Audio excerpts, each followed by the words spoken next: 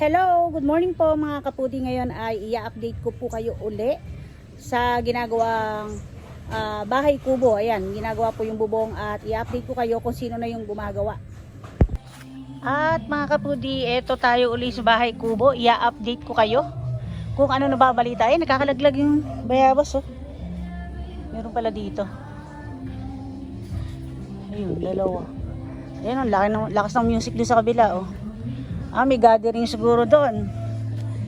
Mukhang may gathering doon, daming tao. Ano kaya yung blessing, ha? Sabi mo, nakalibre sila tanghalian. Ano ba yan? Bahal bote. Ang dami basura. Basura mo yan? O, yan yung sa Shopee. Yung binabayad sa'yo.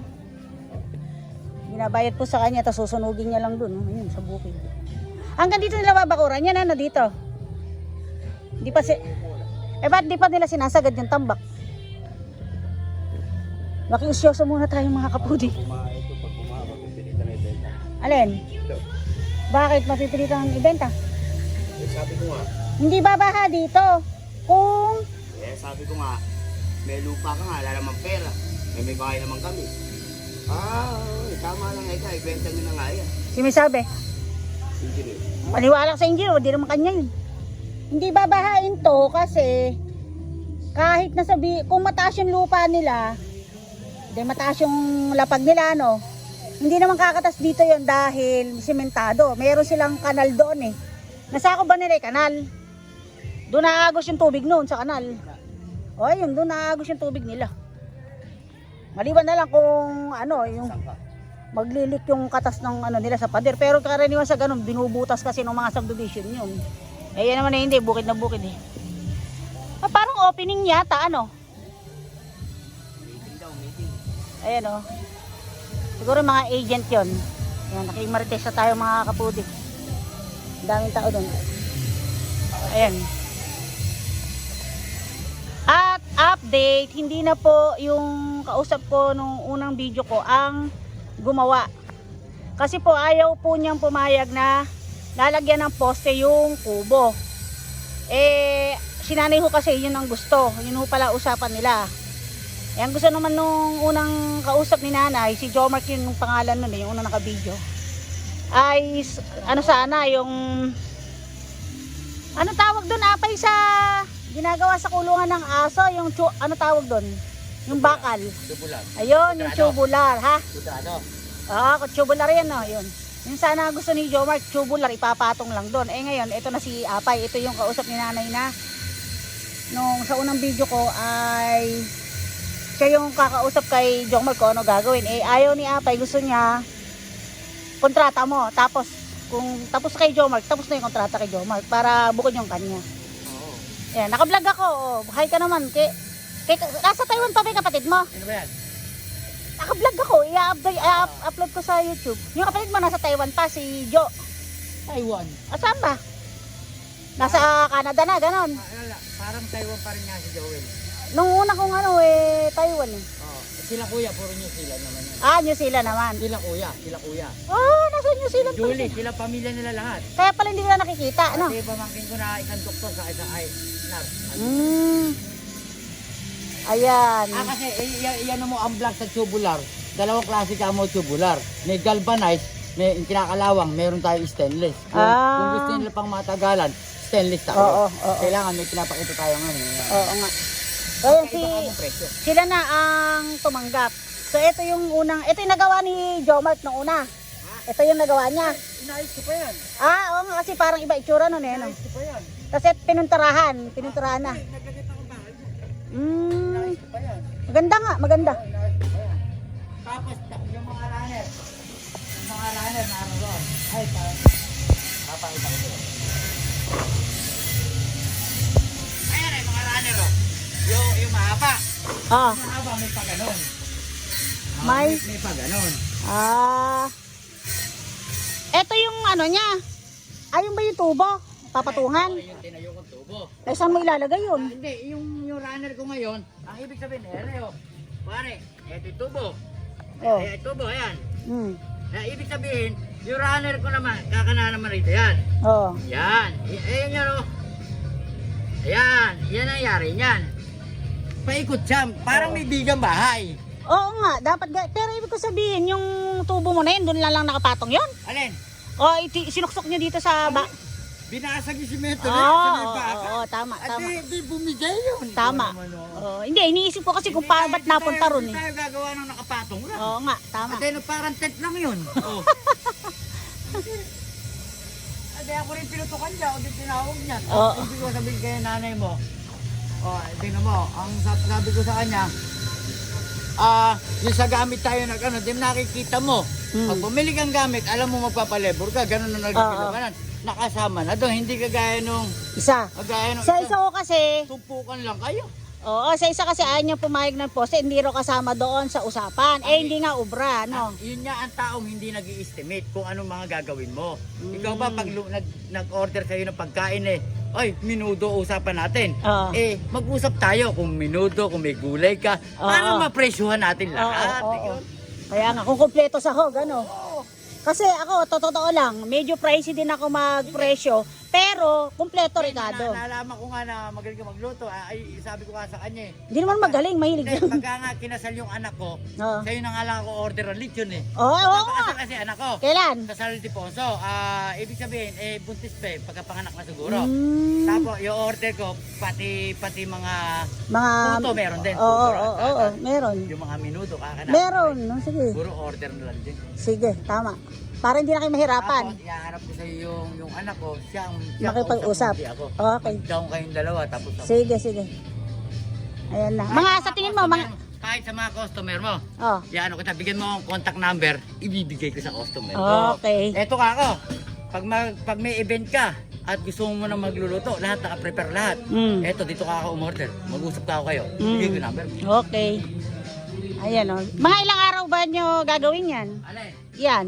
ere, hanggang pipilitin ko, kailangan hanggang bukas makapag-ero ko nung baka mabasay. Oo nga, pagka umulan. Tamo kahapon, medyo umulan ano. Pero mahina lang naman. Nagtatalo nga kami. Nakikiramdam ka rin naman din sa ulan. Nilagyan ko na Paano nga ano, yung may kisame kasi yan sa baba.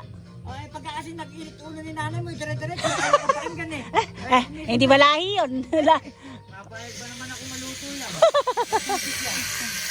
So, ayan na. May ginawa pa ako mahaba ko sa taas.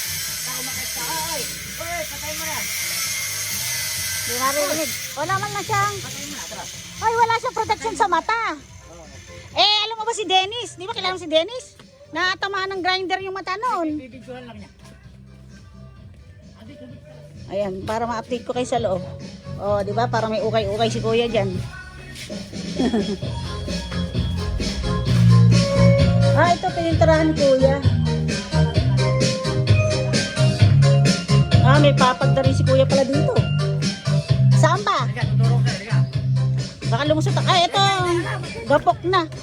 Oh. Payat ka ako mataba eh. Masok ka, hindi. Halika, masok ka. Teka lang. Baka malaglag ako. Itutok mo. Yan ka may mga paposti ko, Okay. Tingnan mo rin, lahat to, nakabidyo mo. Tama. Ayan, Okay, hindi na kailangan sa lupa para hindi mas mahabang, tubo kailangan. Pag-ubusan ko na simento, yung pesto na yan, na matakpan. Ayan, ito yung may pakwarto. Tingnan mo, malinis, Okay. Hindi, tsaka darating din naman na araw, gagapok na rin talaga to. Ang plano kasi, hanggang kaya pang gamitin to gagamitin. Oo. Once na maghubad tayo, meron na naka-assemble na poste bahay. Oo. Pwede nang asintahan. Kaya nga. Ayan, pati loob, pati yan, kinargahan ko na rin, Okay. Kaya ito, hindi muna tatanggalin ito dahil nasa kahoy ito. Hindi buo na. Pag binaklas naman ngayon, narito yung asinta, sasama na to. Okay. Dito na asinta ngayon yan. Hindi, pwede na nga yan yung na lang, yung smart house, alam mo ba yan, yung van? Yung van na uso ngayon, yung closed van. Nakita mo ba ito? Papatong Diba? lang. Puro pa ganyan lang. Ang ganyan lang yung ginagawa niya nung una. Oo. Hindi may ganyan. Iba tigas dito. Iba tigas niyan. Hindi mo kaya papayokin yan. Yun pa yung mahaba akong ginawa. Ayun, tingnan mo. Ayun, matitibay, nakahanda na. Oo, makakapal. Sige. Kaya yung sinabi sa akin ni Ate Nening, ako na bahala. Wala na kaming at ako bahala. Nakairam ka ba hagdan? Yan yung sa amin, no? Sa inyo. O, may, meron pa. Beteryo. Ayan, mas mahaba, ano. O, sige, bababa na ako pang hindi kayo may istorbo. Yung Yung, kubo, ah, pagya lang ang silungan dito ng bubong. mm. Ngayon, pagka ako nag-yero, darating ngayon ganyan yan. Mas malaki. Meron tayong ano, Pasobra. Ihahanda natin pagka malauna na nasintahan na lahat. Oo, naka-ready na, ano. Oo, iabang ko ng gano'n. Oo. Pagkatapos, mamaya, ikaw na ang bumili ng texture doon, uno media.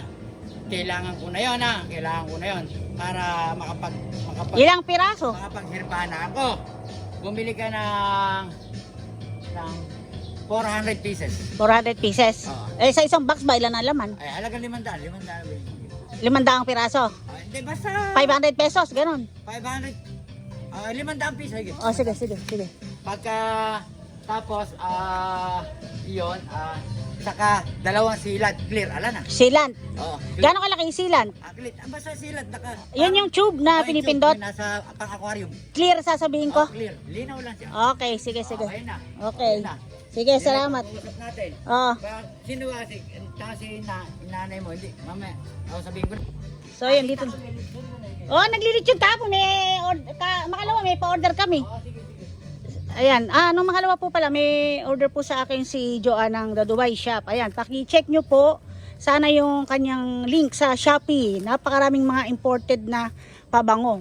Mababango po yan. May mamahalin, merong mumurahin. Kayo na po ang bahalang mamili. So, ayan, iikot ko na lang kayo dito. At pasensya na kayo, mali yung edit ko ng video. At kaya parang nagpaalam na ako sa bandang huli, may video pang kasunod. Kasi po, idinuktong ko yun, hindi ko alam kung bakit. Parang hindi naman nagkabaliktad yung duktong. So ayan, pauwi na po ako mga kaputi. In-update ko lang kayo.